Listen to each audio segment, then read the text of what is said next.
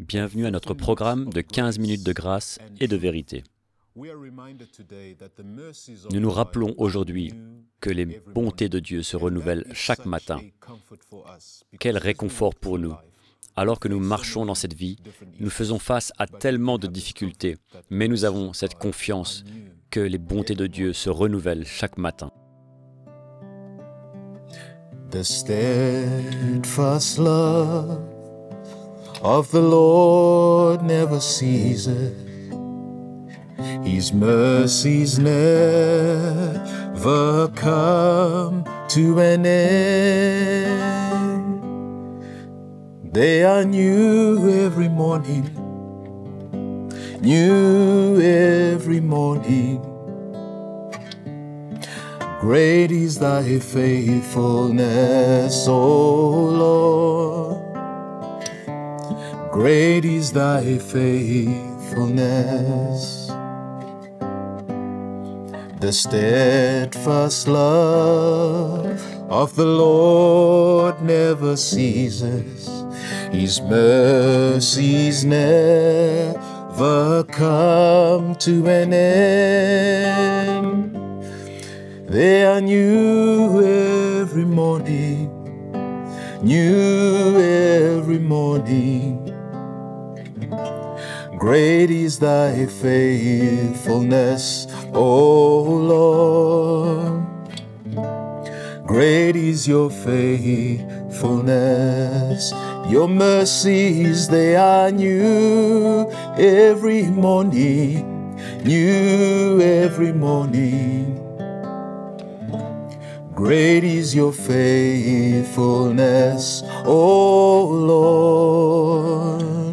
Great is your faithfulness. Thank you, Lord, for your faithfulness. Great is your faithfulness, O Lord. Great is your faithfulness.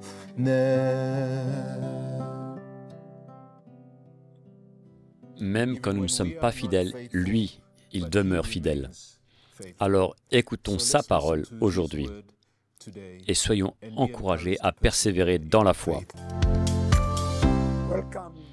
Bienvenue à cet épisode de 15 minutes de grâce et de vérité.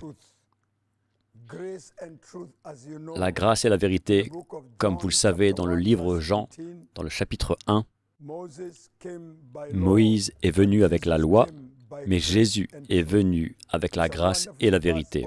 C'est un verset merveilleux. Et voilà notre thème. Nous sommes ici et mon partage ce matin, mon message est « Ne regardez pas en arrière ». Certains d'entre nous avons commencé un voyage, un chemin, mais parfois on commence à regretter et on commence à regarder en arrière. Mais le Seigneur nous appelle à chaque saison de notre vie de ne jamais regretter la décision que nous avons prise de choisir Christ comme notre Sauveur et Seigneur. Cette décision que nous avons prise, nous devons tenir sur cette décision. Même quand nous sommes testés, même dans les moments de turbulence. Vous savez, je me rappelle qu'il y avait un moment où Jésus a pris ses disciples et les a mis sur un bateau et leur a enseigné et leur a dit « Allons de l'autre côté ». Et quand ils étaient au milieu de la mer, les turbulences sont arrivées. Et Pierre criait, cherchait de l'aide. Il regrettait même d'avoir entrepris ce voyage parce qu'ils pensaient qu'ils allaient mourir. Et des fois, pour nous aussi, nous sommes au milieu de la mer. Nous passons par des moments difficiles. Et c'est facile de retourner en arrière, de regarder en arrière et de regretter. Pourquoi avons-nous commencé? Mais le Seigneur alors s'est réveillé et a vu des gens secoués, des gens peureux. Pierre était tremblant. Le vent était trop fort, la tempête était trop violente. Et ils criaient, ils hurlaient, ils avaient peur. Et parfois, nous sommes dans la même situation, où nous sommes remplis de crainte. Les choses ne vont pas comme nous voudrions qu'elles aillent. La vie est difficile. L'économie passe par des moments difficiles. Et parfois notre foi est testée dans le Seigneur. Et c'est pourquoi je veux vous dire, mes amis, ne regrettez pas. Ne regardez pas en arrière, mais continuez à regarder devant, continuez à courir cette course. Vous savez, quand les disciples criaient, et le Seigneur s'est levé et a réprimandé le vent, et a repris aussi les disciples d'avoir eu peur. Rappelez-vous les paroles de Jésus. Quand ils ont commencé le voyage, Jésus a dit « Allons traverser, allons sur l'autre rive ». Ils savaient que c'était possible.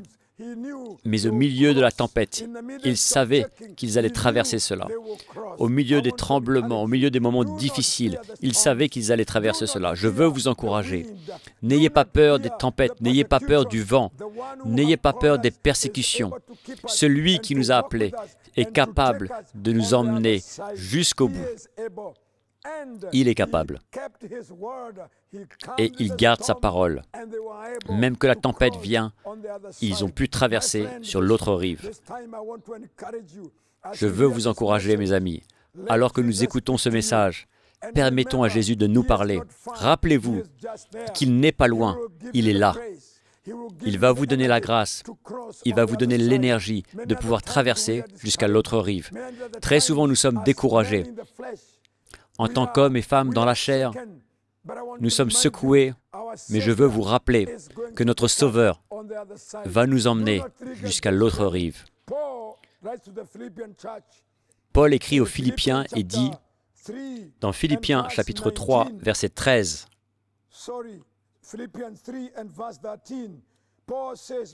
Frères, je ne pense pas l'avoir saisi, mais je fais une chose, oubliant ce qui est en arrière et me portant vers ce qui est en avant.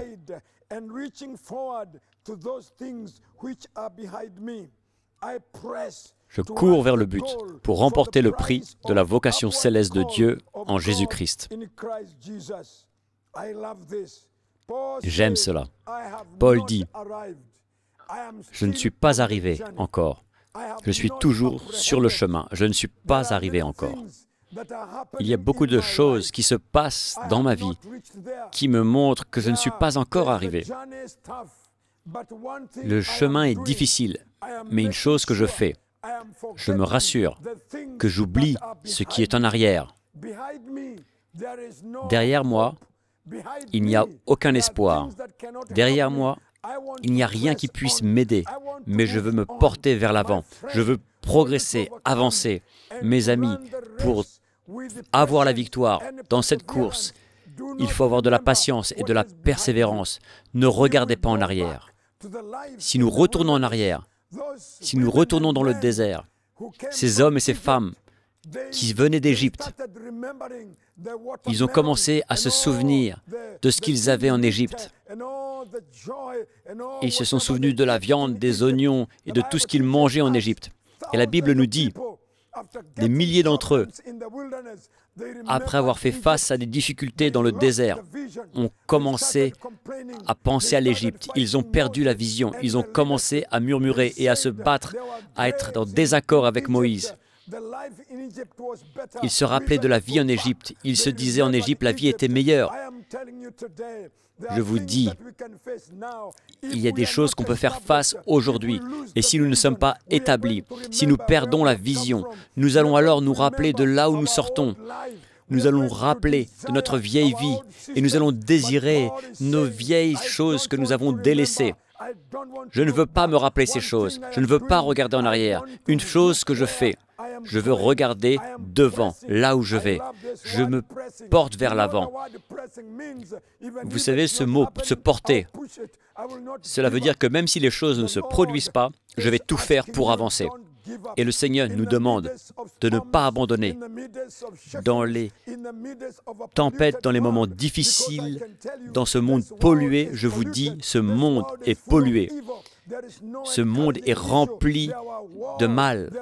Il y a des guerres, il y a des gens malhonnêtes, il y a tellement de mauvaises choses qui se passent dans ce monde. Mais si vous voulez courir la bonne course, si vous voulez demeurer un chrétien, vous devez garder vos yeux fixés vers Jésus. Fixez vos yeux vers Jésus. Ne fixez pas vos yeux sur autre chose. Si vous fixez vos yeux sur les choses qui se passent dans le monde, vous allez être fatigué, vous allez perdre la vision, vous allez perdre espoir et vous allez commencer à désirer de retourner en arrière. C'est pourquoi, dans la vie chrétienne, nous n'avons pas de plan B. Nous n'avons qu'un seul plan, celui de suivre Jésus. Quand je suis né de nouveau, je me rappelais de ce chant qui disait « J'ai décidé de suivre Jésus ». La décision est tellement importante. Quand on est décidé, déterminé, on chantait « Je ne me retourne pas, je ne retournerai pas en arrière », même dans les moments difficiles, même quand je suis secoué, même quand la chair est très forte, je ne veux pas retourner en arrière, mais je veux regarder devant moi, je veux me porter vers l'avant, je veux servir Jésus, je veux donner ma vie et permettre à ce verset des Écritures de l'apôtre Paul puisse m'aider. Une chose que je fais, je me porte vers l'avant. Je veux le lire à nouveau. Au verset 13, « Frères, je ne pense pas l'avoir saisi, mais je fais une chose, oubliant ce qui est en arrière et me portant vers ce qui est en avant. »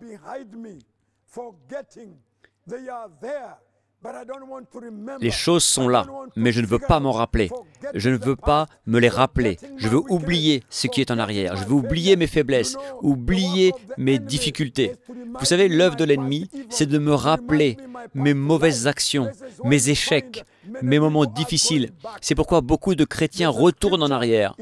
Il y a un verset dans le livre de Luc où il parle lorsqu'un esprit mauvais quitte le corps d'une personne.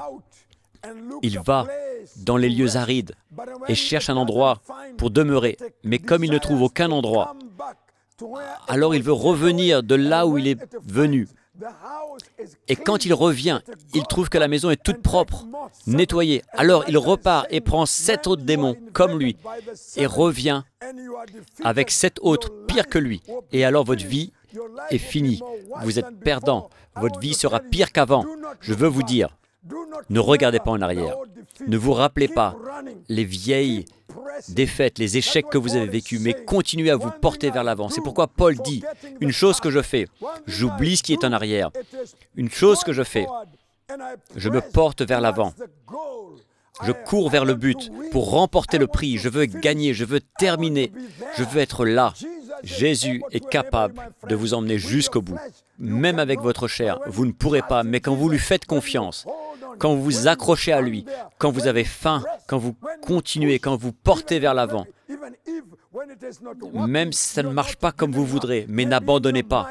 Même dans votre mariage, peut-être dans vos affaires, les choses ne vont pas comme vous voudriez, mais n'abandonnez pas. Peut-être même dans votre vie, n'abandonnez pas. Peut-être même avec vos enfants, mais n'abandonnez pas. Ce n'est pas le temps d'abandonner, c'est le temps de se porter vers l'avant, de continuer. Il y a des bonnes choses devant. Jésus nous attend. Je veux vous rappeler, quand Étienne a été lapidé par ces Juifs, ils voulaient le tuer. Mais j'aime ce que Étienne a dit. Il était rempli de douleur, déchiré, des blessures partout sur lui. Il pleurait, il saignait, mais il n'a pas regardé en arrière.